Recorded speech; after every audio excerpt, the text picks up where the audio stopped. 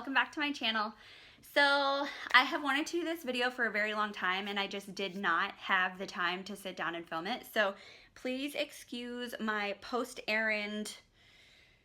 We've had a crazy day, but I have a little bit of time and the kids are actually playing nicely downstairs. So I wanted to film this video quickly. Well, I don't know how quickly it will be, but I wanted to get this video filmed and get it up on my channel because one of the main reasons that I wanted to reboot my channel or restart my channel after losing the old one was because I wanted to talk about this issue. I feel like it's an issue that does not get addressed very often. It has a very negative connotation in our society. And I feel very strongly that we need to change that. And the only way to change that is by opening up dialogue and communication about it and having people understand that it's not something to be ashamed of. It's not something to hide. And we just really need to kind of change how we view it. So with that being said, this video is going to talk about my journey with mental illness, how I got there, when it started, and just kind of all that stuff. I am a little bit nervous about doing this video, I'll be 100% honest, because, I mean, you're putting yourself out there on the internet and people can be mean. So I expect probably some backlash from people who don't understand, maybe some negative comments, which, you know, comes with the territory, but if that's what it takes to open up conversation and dialogue and help educate people, then I'm all for it. So, my mental illnesses, right now, so I have been diagnosed with bipolar disorder 2. I have also been diagnosed with post-traumatic stress disorder, or PTSD for short, anxiety, depression, as well as borderline personality disorder. So, to backtrack a little bit, the anxiety and depression I was diagnosed with at a young age as a teenager. The depression started when I was a teenager. And I honestly think now, having those diagnoses for a long time, it was probably the bipolar disorder that we just weren't catching. I was young, so I was seeing a family doctor, and then I was in the military, and it's mental health being handled by the military is just a nightmare, but that's a video that we'll get into later. And then when I got out of the military, I was still seeing military doctors. And then I decided when we moved to Hawaii, it was really bad, and I decided that I would see a psychiatrist on my own off base. And that's when I was diagnosed with bipolar disorder. He really took the time to listen to me, to talk to me about my symptoms, to ask me questions. And it was just so refreshing to have someone that felt like they cared when I had been shuffled around by military doctors for such a long time. So I really think that the anxiety and depression was probably just the bipolar disorder being disguised as anxiety and depression. And I'm not saying that I don't have anxiety or depression. I definitely have anxiety. But I feel like the depression was probably the bipolar depression, which is a lot different from the traditional depression diagnosis. So it just kind of, it's a lot layered on top of each other. And I also had the PTSD playing into that. So it's a lot layering on top of each other, and it took a while to actually get the diagnosis straight. The thing about bipolar disorder is that once from what I've read, I'm not a doctor, from what I've read and what my psychiatrist has told me, once you're diagnosed as bipolar, it never really goes away. It's something that will kind of always be there, that you're always going to have to bring up to your healthcare provider or your psychiatrist or your therapist, just as a heads up, because sometimes it can come and go. You're never really cured. There's no cure. So you might not be experiencing symptoms, whether you're on medication, whether you're not. So you might think, hey, I'm not bipolar anymore. But once that diagnosis is there, it's pretty much always there. And that's not a bad thing. So please don't think it's a bad thing. It's just part of life. It's the way that our brains work. So it's not a bad thing. So we'll backtrack a little bit. I'll kind of explain to you my journey. So when I was 16, I was diagnosed with depression. I was taken into my doctor because I had self-harm tendencies. I was cutting my wrist in high school. And it got to a point where my parents became aware of it, and they immediately took me into my doctor. And I was diagnosed with depression. I was put on Zoloft. I hated Zoloft.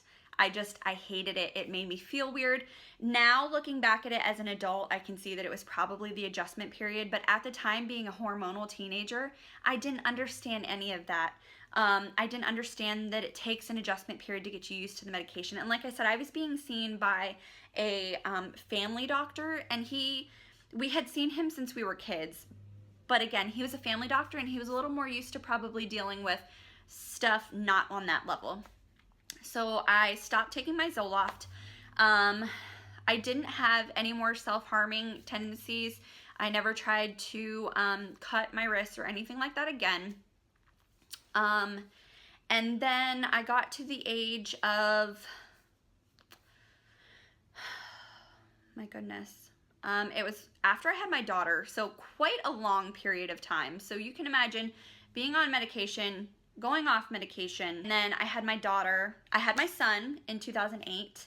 I definitely had postpartum depression with him that was not diagnosed, and that I was also in an emotionally abusive relationship at the time, so a lot of things just kind of culminated there. My ex-husband left when my son was 3 months old, so definitely depression through that period. So I was kind of always in this depressed state. At that time, I was self-medicating with alcohol. I was drinking pretty heavily, which is not something I'm proud of at all.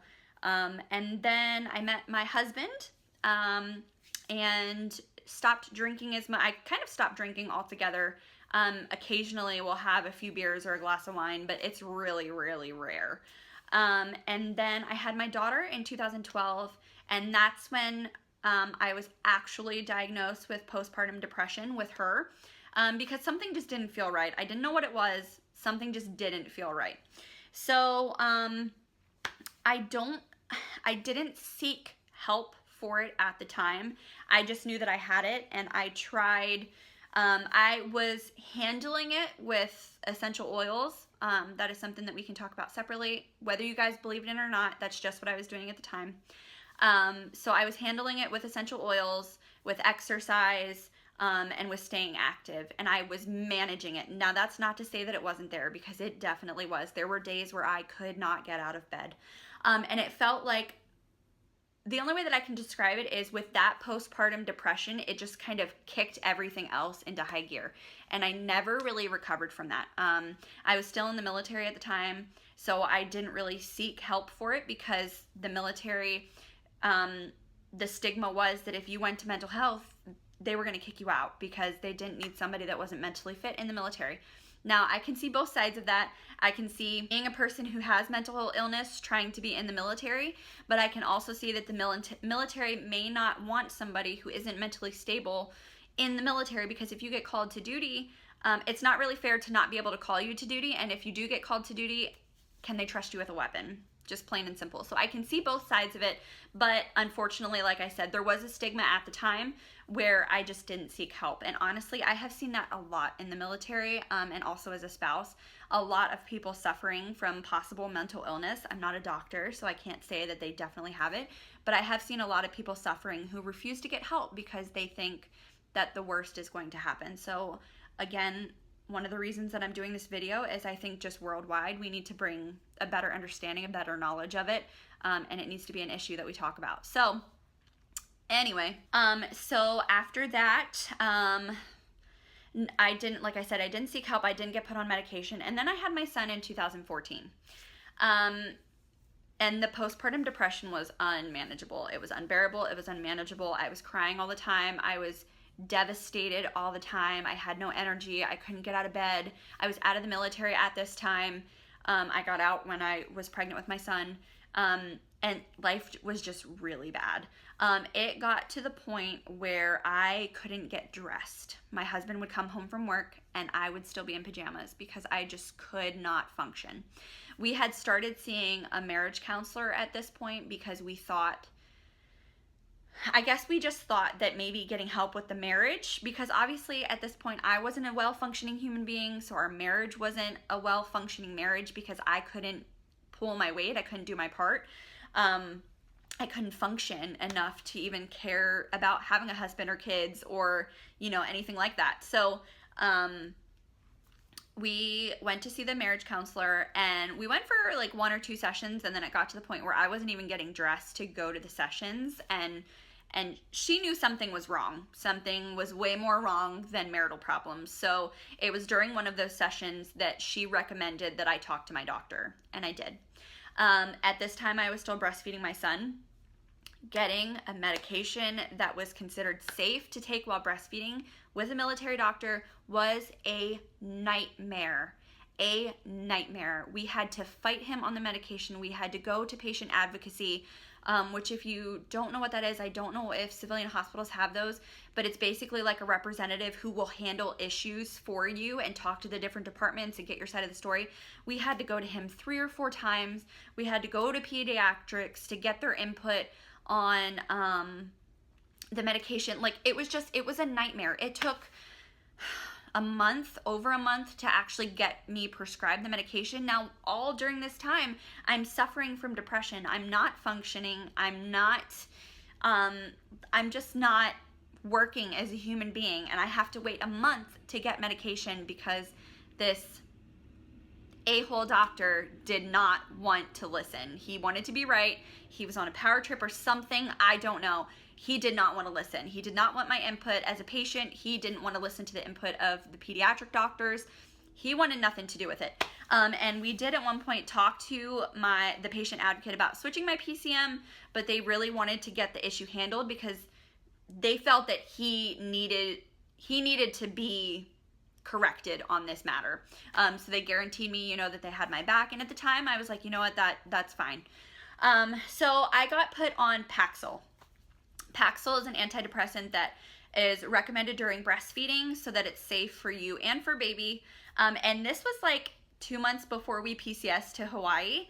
So I wasn't even really regulated. I think I went in for a 2-week follow-up, and that was right before we left, or a 30-day follow-up, and it was right before we left. It was the same doctor, so I kind of just went in and was like, yeah, I'm good, and left. And figured that I would get situated once we got here.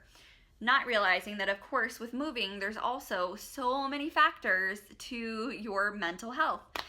So we got over here, and everything was okay at first. And it was okay for a while. We bought a house, we moved in, my brother was living with us, and everything was okay. And then we got situated in our house, and after about a month or 2 of like the dust settling, I could tell that it wasn't working the way that I needed it to work. So my old symptoms were coming back, just having no energy, not being able to get dressed, being really upset about everything, screaming and fighting with my husband. And that's when I started seeing my psychiatrist that I see now, and that's when the bipolar disorder was diagnosed. I was also having trouble sleeping, which is, I guess, one of the telltale signs of bipolar disorder, is not being able to sleep, not being able to stay asleep, waking up frequently throughout the night. And he was like, I really think this is what's going on, but the problem is any medication that we give you is not safe for breastfeeding. So that kind of stalled me for a little while because I was like, I don't know. Let me back up. So he had, when I got here, and when I first talked to him, we talked about the Paxil and we knew that it wasn't working. So he switched me to a different antidepressant. And I am really sorry, I cannot remember the name of it. He wanted to try Zoloft, but I told him I absolutely could not do that because I had done it as a teenager and I just had really bad side effects or didn't like it. We just didn't mesh well together. I have a very sensitive system. I don't even know what system it is, but I have a very sensitive system. Anytime that I drink, I get drunk really, really fast, really, really drunk. Anytime I take medication, if it has a side effect, I'm probably going to have a side effect. My system just absorbs that stuff very, very easily. So that was one thing we were worried about because the side effects with the medication, nausea, vomiting, all of that stuff, I would get it every single time just because that's the way that my body took it. So we switched to a new antidepressant, and after a little while realized that wasn't working either, and that's when the bipolar diagnosis came up. So sorry about that timeline. But and then I started on a medication called Seroquel. Seroquel is a mood stabilizer for bipolar disorder. It makes you gain weight, a lot of weight. It's a metabolism slower. So basically you start the medication, your metabolism slows, and you have to completely change your lifestyle of eating if you're not already eating healthy.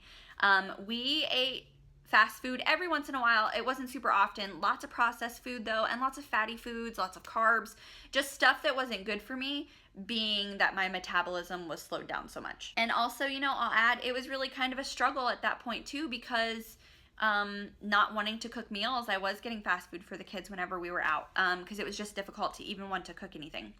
So I was put on Seroquel. I gained 40 pounds in 2 months, which of course brought on body issues, being depressed about my weight, being depressed about my health. So it was just kind of a downward spiral. I stayed on it though. I've been on it for over a year, just because it definitely does help with the mood stabilization. And it was really great at first, but I did notice towards the end of taking it that I was more aggressive. I was more irritable. I would snap at really, really little things. I wasn't being a great mom. I had no patience. And it was something that I brought up to my psychiatrist, and I told him I just really don't like what's going on right now. And I really don't like the weight gain, because it is bringing up a lot of other issues for me. I have since gotten a little bit more comfortable with my body and understood that this is just a period in my life that I'm at. But I have started going to the gym and trying to eat healthier. So playing all that into it, but I just told him, I really don't like where I'm at. Can we try something else? So I'm currently on a medication called Lamictal. We're very, very slowly coming off of Seroquel onto Lamictal, because like I said, the couple of other times that we actually switched medications, I go into withdrawal immediately. I will vomit for 24 hours. I've had to go to the ER, just because my body couldn't handle just stopping it, cold turkey. I just couldn't do it. And it was something that I did on the advice of my psychiatrist, so don't worry, I didn't just be like, you know what, I'm not going to take it. We talked about it. But after the second time that happened, I made sure that I brought it up again and was like, this is an issue. If we do switch, we need to be very careful about it. So we're in the process of switching right now. We're being very, very careful, taking it very, very slowly, letting my body adjust in between periods.